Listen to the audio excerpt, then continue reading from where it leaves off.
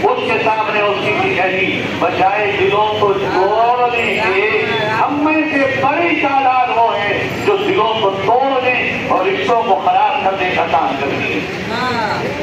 آؤ بھائیوں، ایک بہت شاندار میسج اور پیغام دے کے آپ سے رخصت ہوتا ہوں۔ اللہ کے نبی علیہ الصلوۃ والسلام نے حضرت عائشہ رضی اللہ تعالیٰ عنہ سے ایک مرتبہ بڑے پیار بھرے انداز میں کہا، عائشہ مانگو، کیا مانگتی ہو؟ حضرت عائشہ کہنے لگی، اللہ کے نبی آج آپ بہت خوش ہیں، ہاں بتاؤ۔ کہنے لگی بات اگر ایسی ہے تو ابا حضور سے مشورہ کر کے آؤں۔ ہاں کر کے آ جاؤ۔ جب گئی اور پوچھا، ابا اللہ کے نبی کہہ رہے ہیں مانگو، کیا مانگتی ہو؟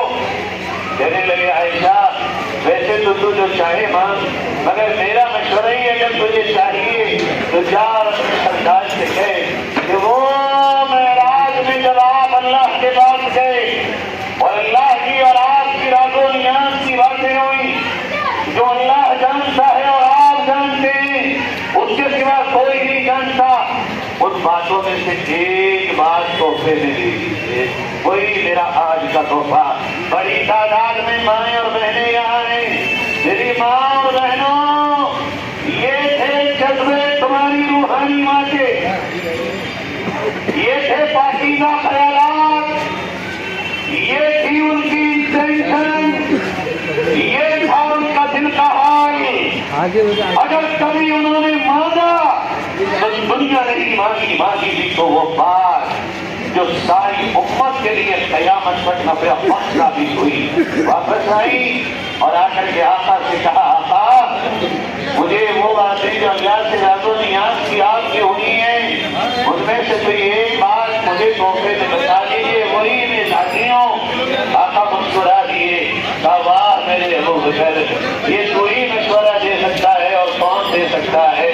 فرمایا، عائشہ تو سن، وہ باتیں جو اللہ کی اور میری ہوئی ان میں سے ایک بات یہ ہے کہ اللہ نے مجھ سے وعدہ فرمایا ہے، اے محمد تیری امت میں جو تیرا امتی دو ٹوٹے ہوئے دلوں کو ملانے کا کام کرے گا، اللہ کل قیامت میں اسے بغیر حساب و کتاب کے جنت میں داخل کرے گا۔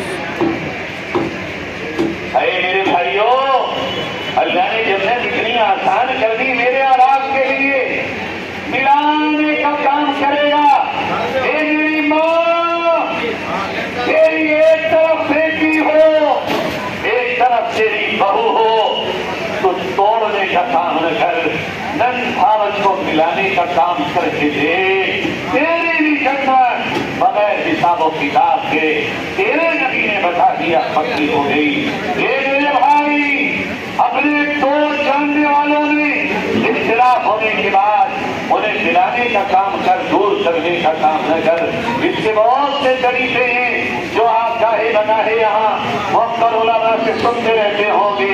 اگر یہ ملانے کا کام شروع ہو جائے، یعنی تمہارے کروڑ روپیے وہ جو کیسوں میں برباد ہوتے ہیں وہ بھی بچیں گے اور جنت چل کے تمہاری چوکھٹ پہ آ جائے گی۔ یہ بات لے کے حضرت ابو بکر کے بعد حضرت عائشہ بولتی ہیں، ابا تحفہ تو مل گیا، کیا ملا؟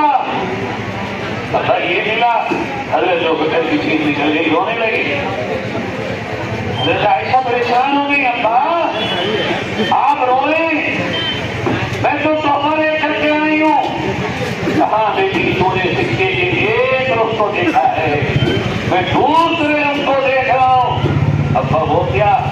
بیٹا نبی نے یہ تو بتا دیا کہ جو دو دلوں کو ملانے کا کام کرے گا وہ سیدھا جنت میں جائے گا، مگر جو دلوں کو توڑنے کا کام کرے گا وہ بھی تو سیدھا جہنم میں جائے گا۔